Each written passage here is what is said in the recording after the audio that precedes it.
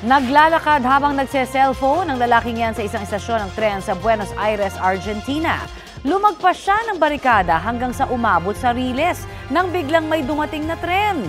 Mabilis siyang nakaiwas at nakaatras pabalik sa barikada. Pero nadaplisan pa rin siya at natumba.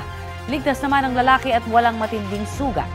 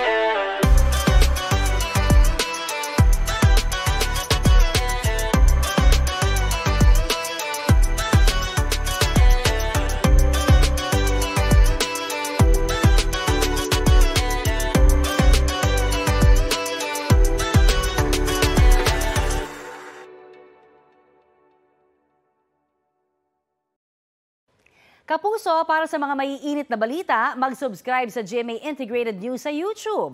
Sa mga kapuso naman abroad, subaybayan nyo kami sa GMA Pinoy TV at sa www.gmanews.tv.